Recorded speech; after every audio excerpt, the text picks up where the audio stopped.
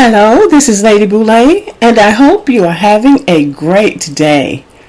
Thank you for your support. Thank you for subscribing to the channel. Please hit the notification bell so you'll know when new videos are uploaded. Thank you for your thumbs up, for your comments, and thank you for sharing the videos. Thank you for all you do to support the channel. A special shout out to those who made suggestions about videos you'd like to hear discussed.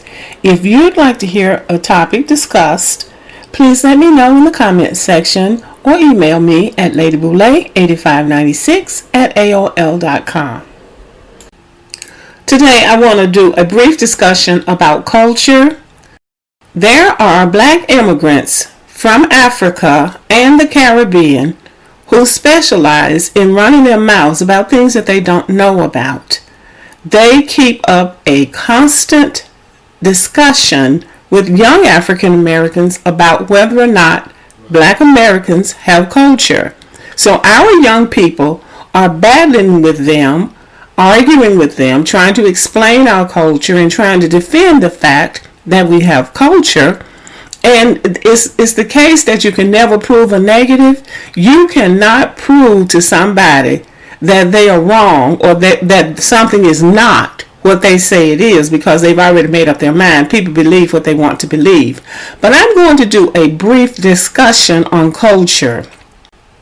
In the case of the Africans, the reason they are saying that black Americans don't have culture, and I believe this is why they're saying it, even though they don't listen, but we lost the culture that we had as Africans.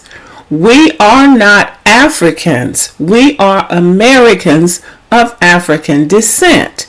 We lost our Africanness on those slave ships. Our language, our tribe, our family affiliations, the things that we did, the way we cooked, the way we worshiped, even the way we raised children. All of that was taken away from us on those slave ships. Our identities as Africans were lost on those slave ships. We created a new culture in the United States. Then the Africans will say, well, you got all of that from Africa. They're still wrong. Our ancestors did not bring African culture with them. They brought their culture. Everything that was lost was replaced, including language. The only language that they were allowed to speak. And let us please remember, there were young people taken into slavery. They didn't bring old people. So these were impressionable young people. For example, Phyllis Wheatley, who was enslaved in Boston and was the first African American or the first woman of African descent to publish a book of poetry, was on the auction block at 7 or 8 years old. And the reason they said that, they predicted she was 7 or 8, was because her 2 front teeth were missing. She had made it across the ocean in those horrible conditions on that slave ship, but she was up there trying to play. So she was a child. So that's who they brought into captivity. And not being able to speak their own languages, they adapted English to their specifications. So they created what we call now the African American Vernacular English. It is not standard English. It's an English that black people primarily speak and understand. But it was created in the slavery days because that was the only way they knew how to communicate with each other. Culture does include language, any language. So what the Africans say is you have no culture. When they say that, they are speaking of the fact that we lost the culture that we had. What they are not accepting and seem to refuse to accept is that we created another culture, and the culture that we created is an international phenomenon. Everybody knows about the culture. Everybody tries to participate in it in the way that they can. And we call that cultural appropriation. but we created a new culture. We are a new people with our own culture that is separate from their cultures. A lot of the slick talk that's coming from Africans about African Americans not having culture or anything else, a lot of this is coming from West Africans, primarily Nigerians and maybe Ghanaians, but definitely Nigerians. They're trying to advance the idea that whatever we're doing has something to do with them. They operate on the idea that all of us came from Nigeria or Ghana. That is not true. That is not true.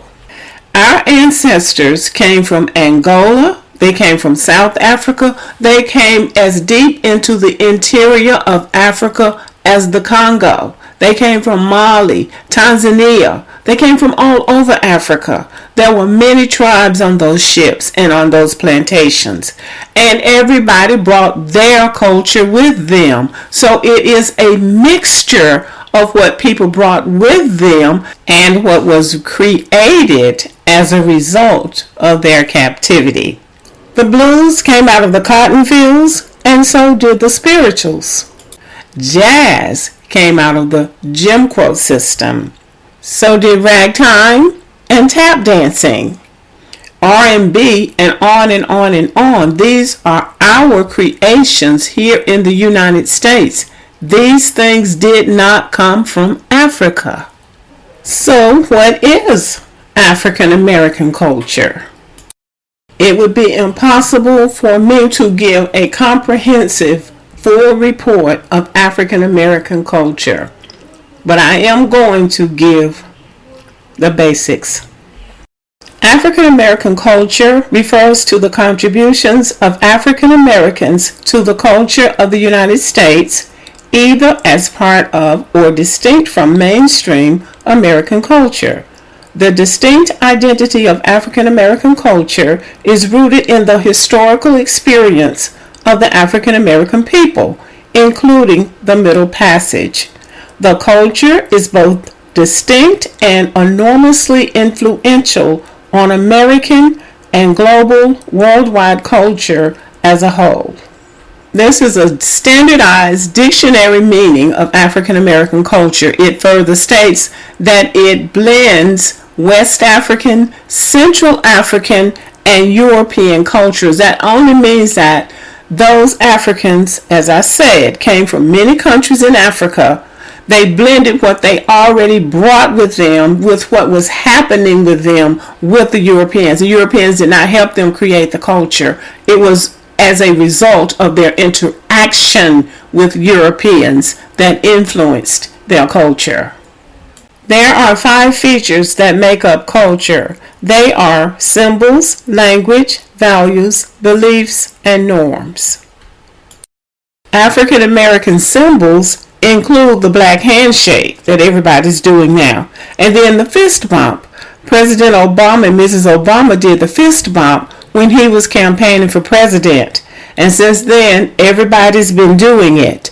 But most of our symbols come in the form of statues and head busts of people like Dr. Martin Luther King or Frederick Douglass, Malcolm X, Mrs. Rosa Parks, and people like that, because America has its own symbols of freedom like the eagle and the flag and the Constitution, those things. So we are a subculture of the major culture. So our symbols take a different form than those of the major culture. And then the beliefs of African Americans, that's a part of our culture. We believe in family, even though now it's taking some strange turns, but we believe in family. We also believed in God as creator of the universe even before we were brought into this system of Christianity. We believe and have always believed in the sanctity of nature and of taking care of the environment. And a strong belief in the African American community is common sense, which is what they would call mother wit. And the norms that we practice are things that we have normalized to symbolize us as a people. For instance, Black History Month, that's about us. Juneteenth, that's about us. A funeral service as a homegoing event where we celebrate the life of the person as opposed to grieving, although there's some grief involved in it, but we call it a celebration. That's unique to the African American culture, much like the New Orleans jazz funeral. That is unique to African Americans who live in New Orleans, Louisiana. And then there was the Harlem Renaissance that took place beginning in the 1920s and it went through the 1940s.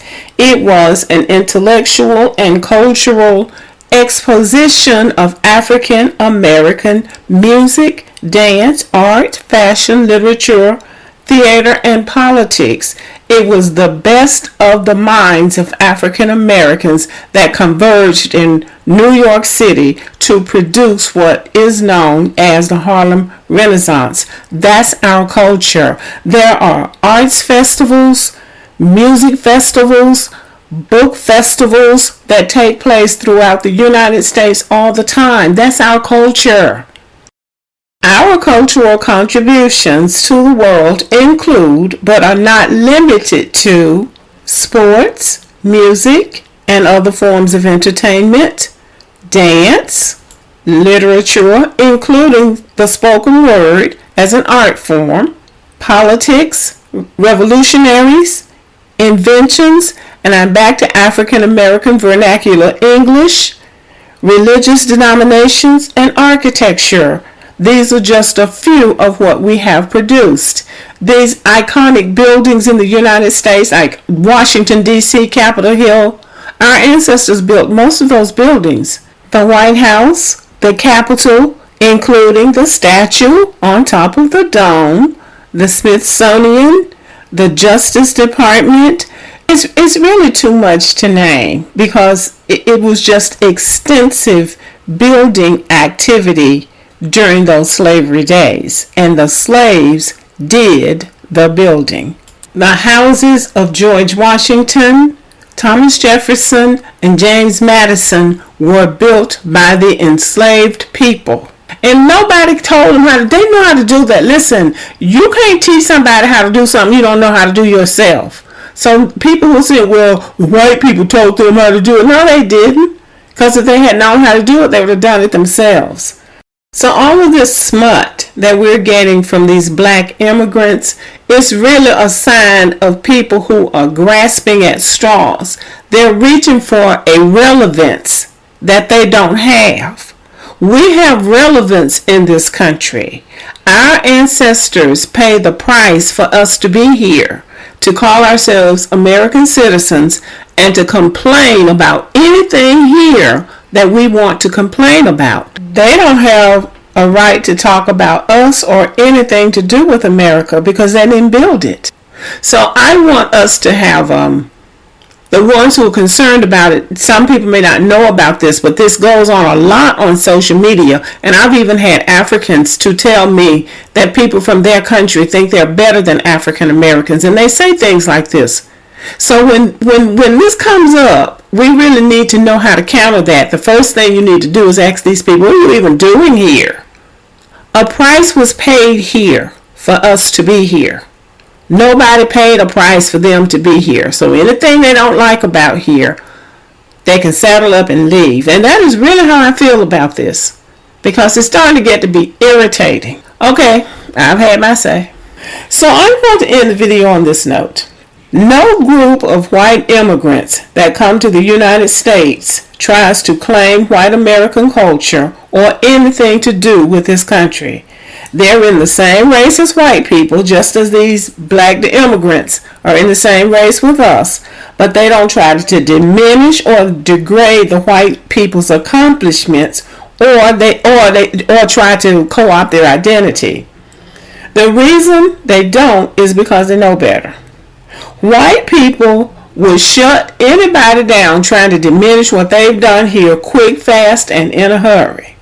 And the attack on us and on who we are as a people is done because we let them get away with it. And it is time for us to put a stop to it.